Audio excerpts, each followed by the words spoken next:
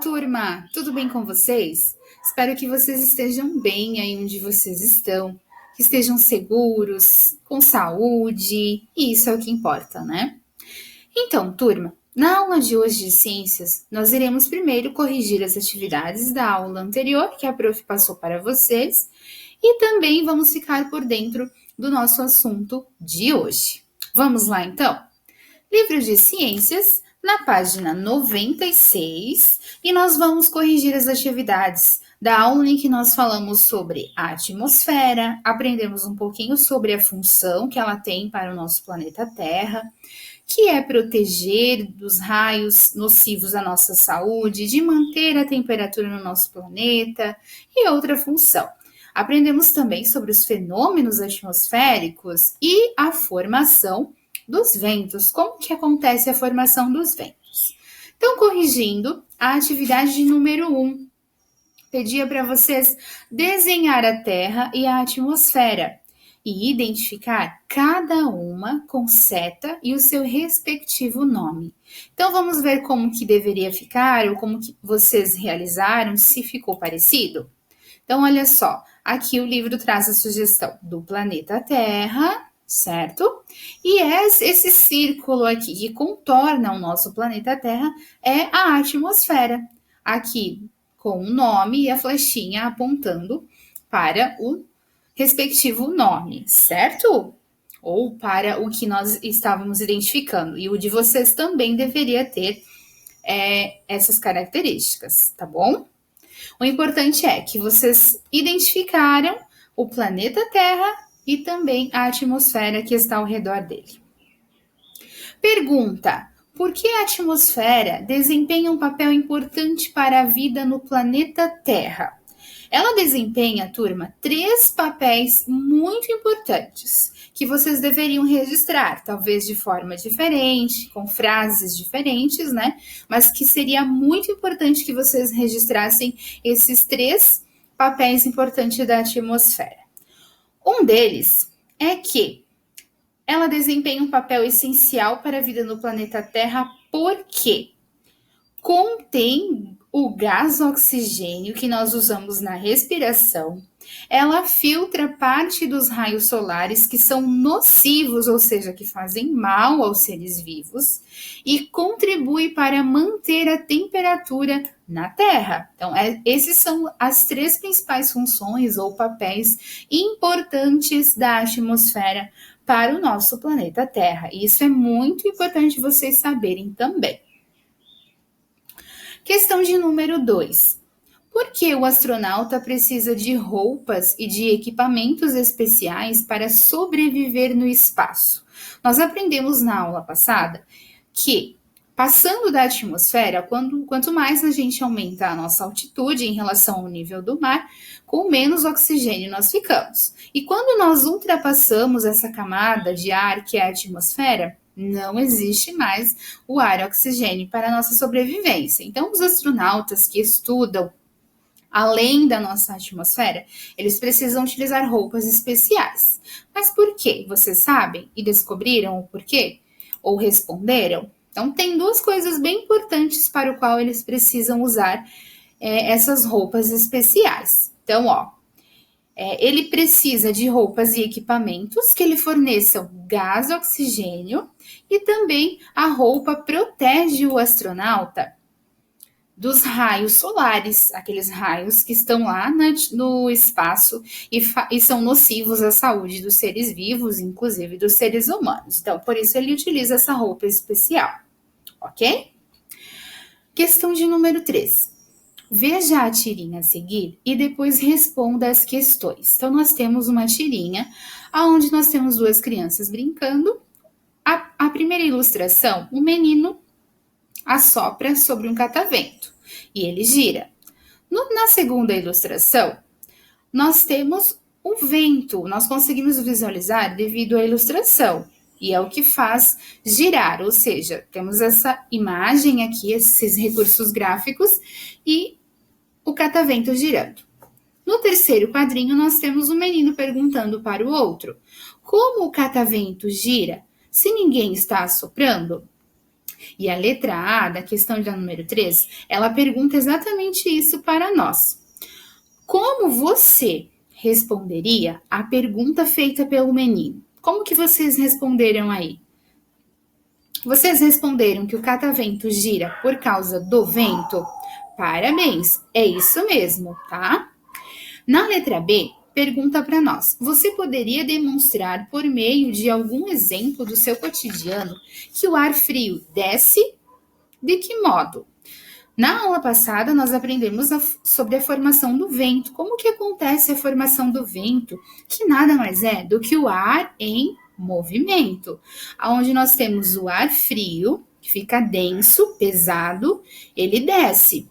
O ar quente, ele é bem leve, então ele sobe. Quando acontece essa mudança de temperatura de uma região para outra, essas mudanças ocasionam essas mudanças de ar, o que nós temos um movimento que nós chamamos de vento. Então, como que nós poderíamos exemplificar do nosso dia a dia que o ar frio desce? Um exemplo bem comum é quando nós abrimos a geladeira. Experimentem para vocês verem. Quando nós abrimos a geladeira, o ar frio desce e nós sentimos ele nos nossos pés. Podem fazer esse teste. Por que o ar frio desce? Porque ele é pesado, então ele desce. Ok? Questão de número 4. Por que geralmente os aparelhos de ar-condicionado são colocados no alto e os aquecedores, como as lareiras, na parte de baixo dos cômodos? Isso tem tudo a ver com o que nós acabamos de falar aqui na questão da número 3, né?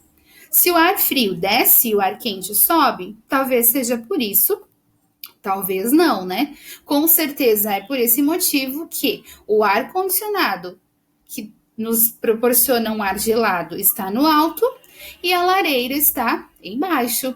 Então, nós vamos responder exatamente algo parecido. Não precisa ser exatamente como o livro sugere, ok, gente? Pode ser de acordo com o que vocês sabiam, mas tem que estar especificado que, porque o ar frio desce e o ar quente sobe. Não teria motivo para o ar-condicionado estar embaixo, ele só gelaria os pés das pessoas, assim como a lareira. Se ela estivesse no alto, no lugar do ar-condicionado, ela só ia esquentar o teto, né? Então, uma sugestão de resposta. Porque o ar quente sobe, então o ar próximo à lareira vai aquecer o ambiente e subir. Já o ar frio desce, então o ar resfriado do ar-condicionado vai descer. Dessa forma, otimiza-se o efeito do aparelho, ok? E o desafio da abertura? Pedia para vocês lerem as pistas e descobrir cada qual aqui de acordo com a sua pista e circular na imagem de abertura. Então, vocês descobriram que quando escalamos montanhas muito altas, sentimos falta de ar e tontura? Quem vocês circularam? Se vocês circularam os alpinistas que estão escalando as montanhas, vocês acertaram. A próxima pista. Eu e meu avô fizemos um passeio de balão. Vocês circularam as pessoas que estão dentro do balão? Se sim, ótimo, parabéns, então você acertou também. Muito bem, vamos para o nosso próximo assunto, então, e o nosso último assunto do nosso livro de ciências, da unidade 6. Vamos falar hoje sobre a poluição do ar. Quando nós olhamos, lemos, percebemos esse nome, poluição, essa palavra já nos relaciona a aspectos relativos às atividades dos seres humanos, né? Porque o ser humano polui a água, polui o solo e, inclusive, também nós poluímos o ar. Isso mesmo, turma. Mas traz alguns problemas, prof? Muitos. Inclusive, tem tudo a ver com a atmosfera também. Vamos descobrir, então? Várias atividades humanas produzem gases e partículas que modificam a composição do ar, causando poluição. Que atividades são essas? São essas atividades aqui. Meios de transportes, que são movidos a óleo diesel e gasolina, utilizados em embarcações, nos automóveis que andamos no dia a dia, né? No ônibus também, caminhões que transportam mercadorias de um lado para o outro, ou seja, os meios de transportes movidos a óleo diesel e a gasolina. Temos também as atividades das indústrias que queimam os seus resíduos e acabam soltando a fumaça dessa queima ou do processo industrial no ar, sem o devido tratamento. E também outra atividade muito comum nessa época em alguns lugares, né? Até a gente vê passar nos jornais, na televisão, que são as queimadas, que além de prejudicar a floresta ou o ambiente em que os animais moravam, polui também o ar. E isso é muito triste, né? Então, essas são as atividades que os seres humanos fazem que prejudicam e poluem o nosso ar. Então, aqui nós temos mais um exemplo no nosso livro. E a legenda dessa imagem, ela diz assim: a fumaça produzida pelas indústrias deve ser tratada antes de ser liberada pelas chaminés, para reduzir a quantidade de poluentes emitida. Isso é o que toda indústria deveria fazer, mas a gente sabe que não fazem, e é por isso que o nosso ar hoje está tão poluído. O ar poluído faz mal à saúde, ele provoca doenças que afetam principalmente a respiração, ou ele causa doenças que provocam a respiração. Além disso, ele pode contribuir com o aumento da temperatura da Terra. Prof, mas como assim o aumento da temperatura da Terra? Aquecer mais do que já está quente? Sim, nós vemos nos jornais, na internet, na televisão, que o nosso planeta está gradativamente, né, bem lentamente, mas está acontecendo sim um aumento da temperatura. E isso está prejudicando todos nós que moramos nele. Um fenômeno também conhecido como aquecimento global, que é o aquecimento do nosso planeta Terra. Mas por que está acontecendo esse aquecimento global e o que ele tem a ver com a poluição do ar? Vamos entender agora o porquê. Porque alguns gases emitidos pelas atividades humanas, essas atividades que a prof mostrou para vocês, estão entre eles o gás carbônico. Esse daqui, o gás carbônico, é um deles, né, gente? Tem outros gases que poluem, mas esse daqui está entre um deles e é o mais prejudicial e que a gente acaba soltando mais no ar. Ele se acumula na atmosfera com as atividades que nós cometemos. E esses gases, ele aumenta a retenção de calor do Sol no planeta Terra, elevando a temperatura dela. Vou exemplificar aqui e tentar ilustrar para vocês, então, para vocês conseguirem compreender. Então, nós temos aqui o nosso planeta Terra, certo? E aí, nós temos a atmosfera. Vamos fazer a atmosfera aqui, então, para representar. É uma ilustração, tá, gente? A prof está desenhando com o mouse, por isso o círculo ficou meio oval. A atmosfera é o planeta Terra. Aí nós aqui na Terra estamos bem tranquilos, não se preocupando e soltando essas fumaças das empresas, dos automóveis, e inclusive existe o gás carbônico nela. E aí esse gás carbônico ele vai se acumulando aqui na atmosfera, vai se acumulando e vai formando aqui uma crosta, podemos dizer assim, certo? Ele vai se acumular aqui, ele vai aumentar a retenção do calor, se acumulando na nossa atmosfera. Mas o que isso tem a ver com o aquecimento global?